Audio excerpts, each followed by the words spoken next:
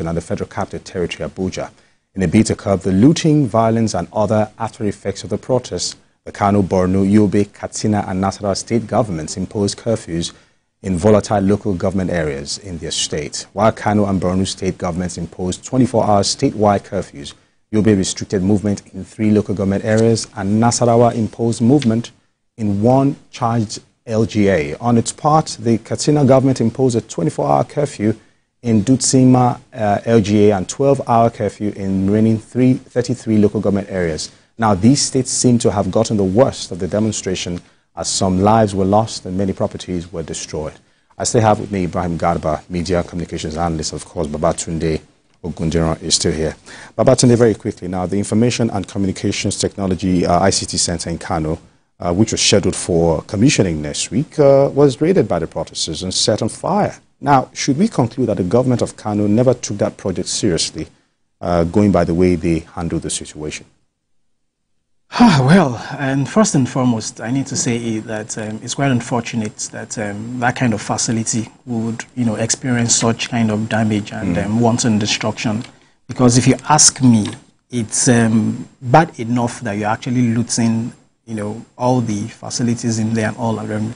But the most importantly, or most amazing thing now, that after cutting away all those things, we now set the place ablaze. So it is very, very, very, very unfortunate. Yeah. And that's something that's going to affect our youth dearly, because of, whether you like it or not, IT is actually the next destination, sure, everywhere in the world and all. So for that kind of facility to have been damaged says, that's very terrible. I'm not privy to information in Kano to say probably they were not proactive enough or wherever. But the only thing I want to say is that if probably they've borrowed a leaf from other governors, for example, in Lagos, in Ogun State and everything, that they were proactive enough to say, we are not saying you don't protest, but at least you'll be restricted. Yes. So that we can, avert what happened during NSAS. If you ask me, we lost about 1.5 trillion naira during NSAS. Yeah. And even the damage here as of yesterday has been put to about 400 billion naira. Already. So this is actually like day 3, day 4, we have actually experiencing this. Now imagine what's going to happen when it gets to day 8, day 9, or day 10. God forbid. So our governors at the subnational level should try as much as possible to also be very clever and move, fast as possible, so that they can, avert some of those things. All right. Ibrahim Garba, very quickly, now Kano was already fragile from inception. Now, seeing how the new government came in with an outright demolition campaign and seeing people losing businesses. Now, why didn't the government consider the losses that would befall the state and control it to a large extent, even to the point of not being able to, hold, back the protesters from destroying the ICT center in Kano, knowing already that state is already fragile and prone to a lot of destruction? Mike, I like this question. In the first place, I want to see a situation whereby, His Excellency, the governor, should own up to what happened in Kano State. Because as the chief executive officer of the state, you are aware that federal government is trying to carry out an intervention program. And this ICT center, being a federal government project, is going to be impactful on the citizens of Kano State. But again, you went ahead knowing fully well that there's the fragile peace being enjoyed by the people of Kano State by declaring that, look, the protesters, are free to meet and let's have a dialogue at the government house. You are testing your popularity. Meanwhile, there's an existing problem which you have not handled at that time. So that alone was a big failure. A lot of people condemned that act. All the same, we are looking for a way out. Who will fix this problem? Who will take charge of all this? But again, if you look at the situation we find ourselves today, it's really chaotic. So everybody is putting up his or her thinking cap so that we can get out of this problem. It's very unfortunate what happened in Kano, Borno, Yobe, and everywhere. It shows there's a disconnect between the state executive and the populace. And that is why in other parts of the country, like if you go to the south and the southeast, everywhere is calm. It shows you there's a lot of work that needs to be done in the northern part of Nigeria. There's a lot of poverty, there's a lot of hunger, and these things are directly playing out. So it's a big challenge for leaders in the northern part of the country. It's not about Mr. President. You have received your funding, you have received every support, and there's a federal government presence in your place. Why should you leave it to, to be handled very, why should you trivialize these things? These are things that are supposed to impact on the lives of the people. But given this opportunity, you throw it away. And it's all playing out. That shows you are unpopular. That shows you have a problem. That shows you need to fix a problem that is on ground. Use a popularity check, and this is the outcome of what happened. All right, Brian Mugarba, very quickly, you mentioned something now that despite the situations in those parts of Nigeria, they seem not to have gotten things right. Do we conclude that there's an undertone to this, aside from the hunger protest that was put to our faces, as to how to think that this is exactly why the protest was happening in the first place? Do you think there was more to the protest, to the reason why these northern governments decided to sit back and watch destruction take full hold? You see, Mike, the level of political awareness in the north is far different from the south. Don't forget that these people are radio friendly. Their ears to the ground. They listen to radio on a daily basis. These people are becoming more and more aware at the end of the day of what is happening nationally. Sit down with a typical roadside person, they will tell you, analyze the political situation in the country. So they are becoming more aware. Don't take them for granted. A situation whereby monies are being disbursed against subnationals and nothing to show for it. What do you think will happen? These are the likely effects. So there's a very different scenario in the north and in other parts of the country. And that's why when this thing happens, it becomes uncontrollable. It's a challenge, Mike. All right, thank you very much. Well, let's move on to our last story for the day. After a long period of agitations by telecom operators for an increase in tariff, the Nigerian Communications Commission, NCC, has finally introduced new tariff plans for the industry. Findings reveal that the approval by the regulator was also followed by new pricing rules. According to a document signed by NCC Executive Vice Chairman Dr. Aminu Maida, according to the Commission, the guidance shall take effect on July 29, 2024 and will remain valid and binding on licenses until further reviewed by the Commission. The document provides stricter pricing rules for tariff plans, add-ons, bundles, bonuses, promotions, top-ups, and other elements that provide subscribers access to voice, data, SMS, and other services delivered by telcos in Nigeria. Of course, I still have with me Ibrahim Garba from our Abuja studio. And of course, let me quickly get on with my guest in the studio, Babatunde, quickly. Now, Nigerians to pay more for calls as NCC approves new tariff plan for telcos. How do you react to this in this present time? Okay, for me, if anything like that is actually bringing up, I'd rather say that that's going to be like an insensitivity on the plight of NCC. Okay.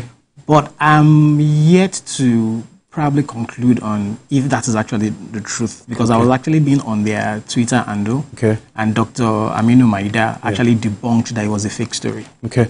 So I wouldn't probably want to preempt anything. But he said that it's actually fake and everything. And what they are trying to do basically is to ensure that the telcos just have a maximum of about 7 tariff plans. And what the tariff plan basically is like a pricing scheme where the pricing and the rules and conditions where the telcos actually provide services to their subscribers and everything. And that's what they are trying to do. That they are doing that for the sake of transparency and for the sake of accountability. That they discovered that most of these telcos have some hidden agendas, some hidden charges and everything. So they want them to come bare. So I want to believe that's actually what it is, based on what is happening on their Twitter handle. But for any increment in any tariff at this point in time, I would rather say it is highly insensitive of any government agency. For 2 weeks ago, for example, one of the agencies, I think NAMA, was trying to increase tariff with about 800%, something about 50,000, where airline operators pay. Then they want to move it to about probably 450 or thereabouts. It was the presidency that actually gave it the halt. That please don't do that now. This is at the point in time that we are fighting that this same administration is bearing the brunt of subsidy removal. Electricity tariff is over there. People are talking about, I just said it earlier, that inflation rates as of June was about 34.19%. Food inflation is now 40.18 and thereabouts. And you're now saying you want to increase, is like they say in Ghana, Charlie, That is very insensitive. Very sensitive. All right, Ibrahim Garba, quickly. Now, the NCC orders that every subscriber must be on a tariff plan, and no subscriber can be on more than one tariff plan at a time. Is this ideal, knowing people can choose to be on certain tariff plan to be able to use their network? Look, Mike, I don't like this unnecessary ambush, by some, MDAs and all that. It's not too long we are coming from the electricity tariff issues Nigerians are battling with. It's not too long we are still battling with the fuel subsidy issue where Nigerians are finding it hard to pay for, fuel and all that. Now you are trying to impose. Since the inception of this telecom in Nigeria, Nigerians have been paying heavily, right from per second, per minute, and all that. So Nigerians, to me, we are like under siege in the hands of some very few people dictating the pace of governance. I don't think Mr. President will support this. We are just coming up, we're still battling the protests and other issues, and all that affecting the nation. We are battling poverty, hunger, and all these things. What are those social safety net that we're enjoying from the federal government? Then the NCC again. I think it's time for Mr. President to take a look at the NCC. I've been talking about this NCC for a long time now. Take a look at the NCC. Are they not generating money? NCC is generating money per minute, per second. But once in a while, I am personally calling on Mr. President to take a look, a deeper look at the operations of the NCC. Nigerians have been silent on these issues. If you are making us to pay more tariff, what are those, what is the revenue coming from NCC? Why is it that Nigerians are very silent on NCC? Mr. President, the National Assembly are silent on NCC. Now you are coming to impose more tariff on Nigerians. No, you can't take us for granted. I'm not comfortable with this type of ambush. They are making these things very difficult for Nigerians across board. So together we must condemn these issues. We must condemn this intent by the NCC by imposing more tariff on Nigerians. I don't support that, Mike.